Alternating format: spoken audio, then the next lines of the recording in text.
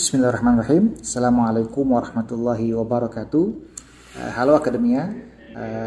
Sekarang saya akan coba mengangkat isu yang cukup sentral, ya cukup penting dalam dunia akademik, yakni berkaitan dengan plagiarisme ya teman-teman ya. Saya berharap juga video ini dapat bermanfaat tidak hanya bagi kalangan mahasiswa, tapi juga bagi kalangan akademisi ya.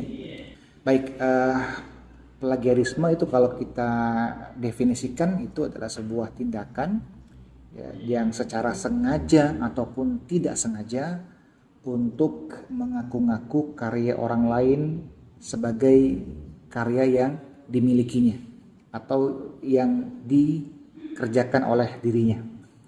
Jadi perlu digarisbawahi bahwa plagiarisme itu bisa dilakukan secara sengaja maupun tidak sengaja, teman-teman.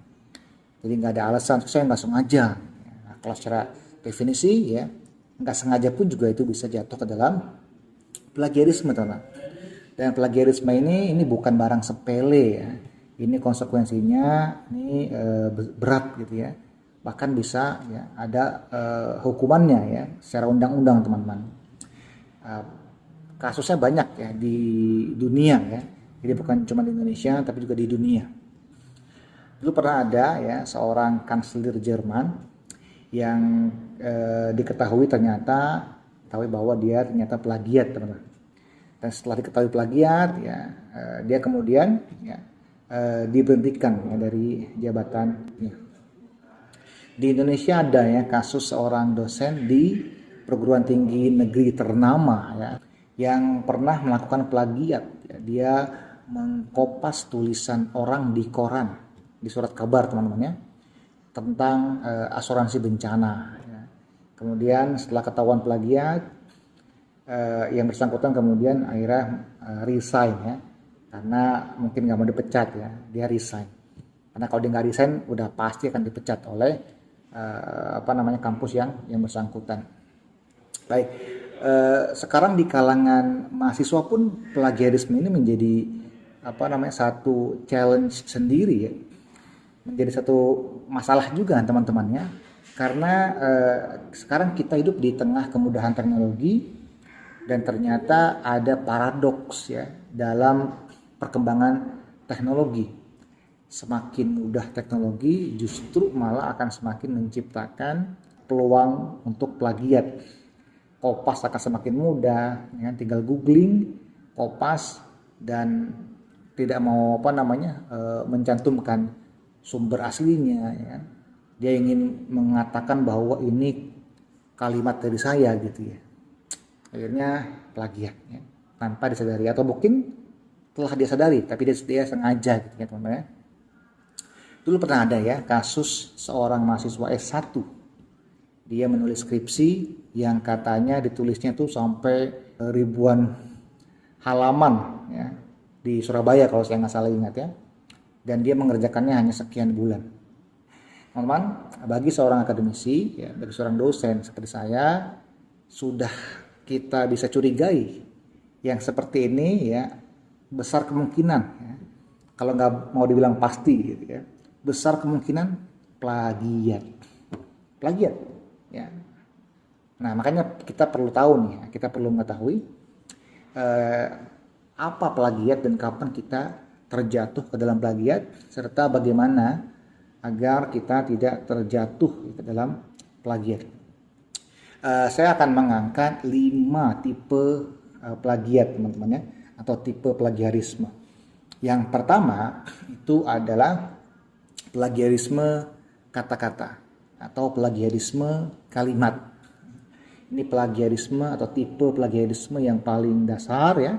Seorang yang plagiat ini dia mengcopy suatu kalimat atau kata-kata dari sumber tertentu, kemudian dia paste ya ke karya ilmiahnya, dipastekan gitu saja, plek ya, di letterlek 100% sama, di copy seutuh-utuhnya, tapi kemudian dia menghapus sumber aslinya. Ini plagiat, jelas plagiarisme kalimat atau plagiarisme kata-kata. Yang kedua, ini ada namanya plagiarisme struktur, teman. Ini yang mungkin tidak banyak disadari ya. Kalau yang bagian pertama tadi, plagiarisme kalimat, mungkin orang udah tahu gitu ya.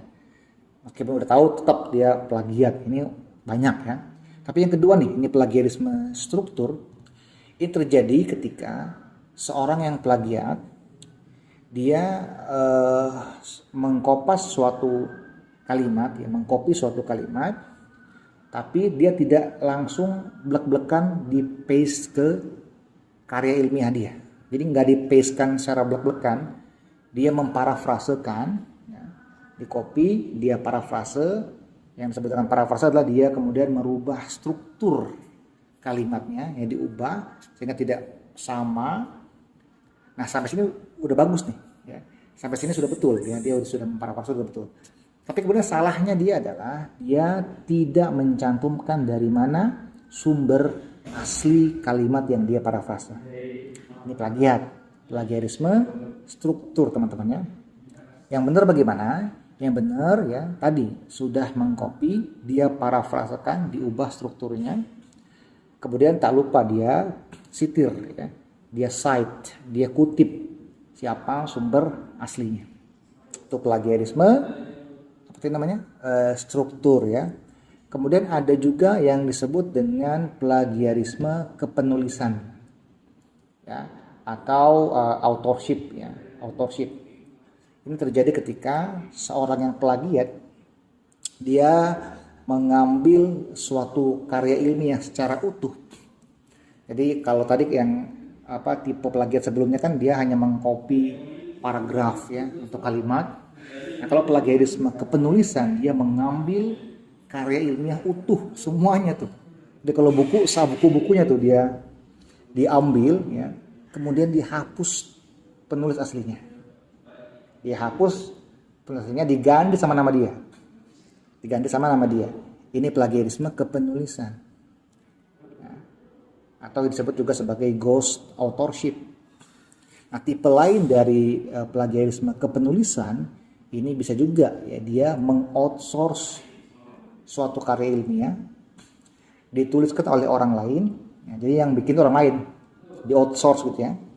Kemudian ya, dalam jangka waktu tertentu ya dia bayar ke orang yang menulis tadi. Kemudian ya dia tulis nama dia di situ. Atau bahasa kerennya sekarang joki gitu ya. Dia jokiin tuh karya ilmiah. Ini plagiarisme kepenulisan. Nah, ini yang sering terjadi nih ya, di mahasiswa skripsian nih, atau mereka yang mengerjakan tesis, bahkan juga mengerjakan disertasi S3. Ya, ini tidak boleh ya. Kalau ketahuan nanti bisa kena ini ya teman-teman, pidana ya. Ini berbahaya. Ya.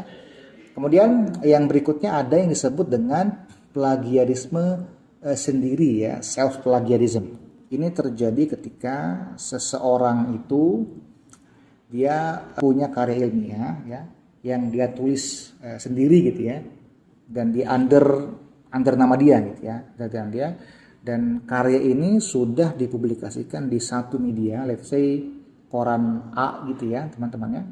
Kemudian dengan naskah yang sama tanpa dirubah, naskah yang sama tanpa diparafrase, dia kemudian mengirimkan naskah yang sama ini ke media B misalkan, dan terpublish juga naskah itu di media B, sehingga naskah yang sama terpublikasi di dua media berbeda. Namanya self plagiarism, tidak boleh ya. Jadi satu naskah itu hanya boleh diterbitkan di satu media saja. Itulah aturan akademik teman-teman ya.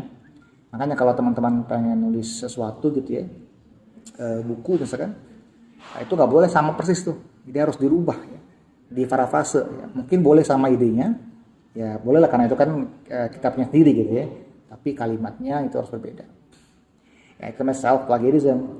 Makanya dalam urusan dosen teman-teman ya, tidak boleh kemudian seorang dosen mengirimkan satu naskah ya yang sama ke 2 jurnal atau 3 jurnal yang berbeda dalam waktu yang sama. Ini nggak boleh, ini nggak beretika.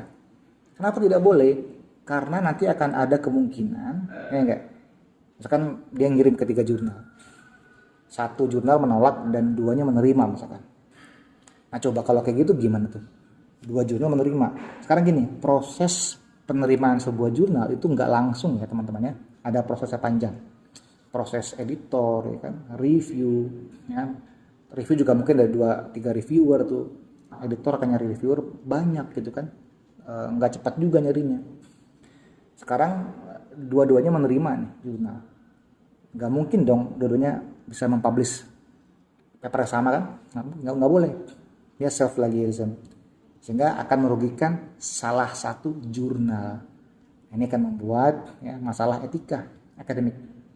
Sehingga nggak boleh. Gitu ya. Itu namanya self plagiarism teman-teman. Yang terakhir ada namanya plagiarisme ide.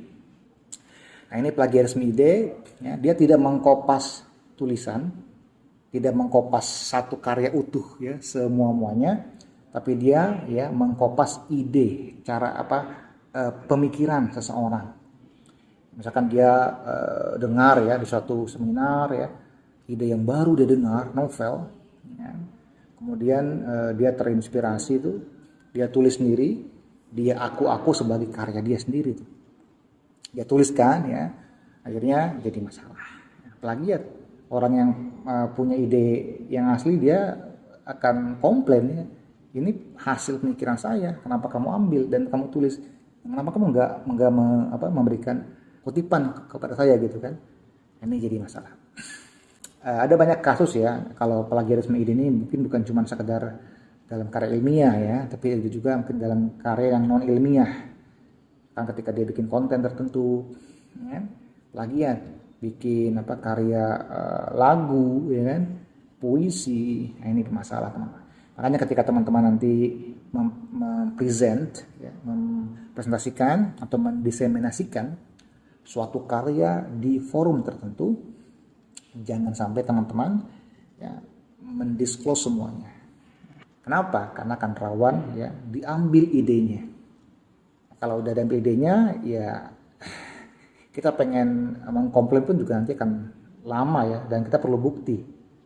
Sekarang kalau kita cuma ngomong doang, ya nggak ada bukti itu karya kita, ini kan jadi berabe. Ya, nah itu ya 5 jenis plagiarisme ya. Sekarang bagaimana supaya kita tidak terjatuh ke dalam plagiarisme? Pertama, paksa diri Anda untuk mengutip ya, dari mana sumber aslinya.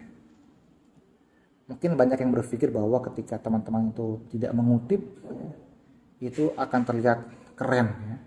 Kalimatnya akan terlihat keren ya. Ini kalimat saya gitu kan. Saya tahu ya banyak mahasiswa satu kayak gitu ya, pengen keren. Cuman itu bisa jadi blunder.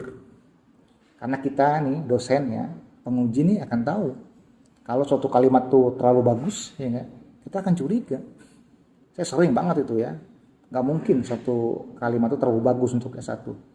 Dan kita kan juga akan membandingkan, kok ini di paragraf ini kalimatnya jelek ya kan, ini bagus kalimatnya, kita akan curiga, ini pasti plagiat. Jadi pastikan ya, dan paksakan Anda mengutip selalu sumber asli. Yang kedua, Anda biasakan juga untuk melakukan parafrase ya. Di parafrase ditulis ulang kalimatnya. Tapi ingat, ketika di parafrase jangan lupa juga ditulis sumber aslinya supaya nggak jatuh ke dalam plagiat struktur tadi ya teman-teman ya. Kalau Anda tercerahkan, teman-teman silakan klik like dan bagikan ya ke rekan-rekan teman yang lainnya supaya mereka juga tercerahkan juga.